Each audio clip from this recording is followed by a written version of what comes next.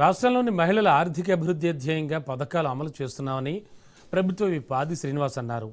మహిళల ఆర్థిక అభివృద్ధి ధ్యేయంగా రాష్ట్ర ప్రభుత్వం పథకాలు అమలు చేస్తోందని, రాష్ట్రంలో ఎస్హెచ్జీలకు బ్యాంక్ లింకేజ్ కింద 57,000 కోట్ల రుణాలు పంపిణీ చేశామని తెలిపారు. ధాన్యం కొనుగోలు కేంద్రాల్లో 60% మహిళల సంఘాలకే ఇచ్చామన్నారు. మన జిల్లా అన్ని విభాగాల్లో ఉత్తమ ప్రతిభ చూపి మిగతా జిల్లాలకు ఆదర్శంగా నిలవాలని ఆకాంక్షించారు విప్ ఆది శ్రీనివాస్.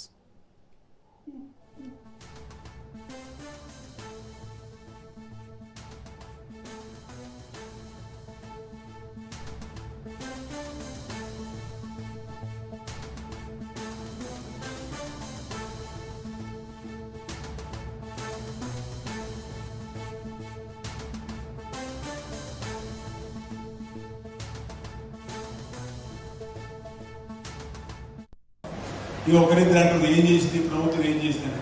ఆడపిల్లలు ఆర్టీసీ బస్సు ఉచిత ప్రయాణం నడనబట్టి అన్న వాళ్ళ ఇంట్లో పిల్లలు కారుకి తిరుగుతున్నారు. బస్సు ఎక్కితే వాళ్ళు కూడా ఫ్రీ ఉంటుండే బస్సు ఎక్కుతలేరు.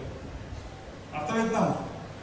ఈ ప్రభుత్వంపై విమర్శ చేసే వాళ్ళు కూడా ఇంటి కుటుంబ సమేతంగా బస్సు ఎక్కితే ఆయనకి టికెట్ కొడతారు, వాళ్ళ ఆడవాళ్ళకి టికెట్ కొడతారు. అప్పుడు ఆయనకు అర్థమవుతుంది అరే ఆర్టీసీ బస్సులో నిజంగా ఆడపిల్లలు ఉచిత ప్రయాణం 200 యూనిట్లు కరెంట్ కాల్చుకుని ఉచిత కరెంట్ వస్తుంది. కానీ మనలాగా 4 పంకాలు కూడా బాగుంది. 4 ఏసీలు ఉంటే వాళ్ళకు కరెంట్ బిల్ వస్తుంది.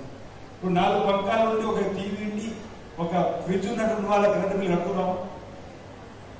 మనము ఇంత మంచి చక్కటి సంక్షేమాన్ని అందిస్తున్న రేవంత్ సర్కార్ అండగా నిలబడానికి ఉండేటువంటి ప్రయత్నం మీరందరూ కూడా చేయాలని మీ ఆశీస్సులు అందించాలని చెప్పి పేదోడికి సంబంధించినటువంటి ఏ కార్యక్రమం అమలైంది ఎప్పుడంటే ఈ దేశంలో ఇందిరమ్మ రాజ్యం కాంగ్రెస్ పార్టీ ఉన్నప్పుడే, తెలంగాణలో కానీ ఆంధ్రప్రదేశ్ కాంగ్రెస్ పార్టీ ఉన్నప్పుడన్న మాట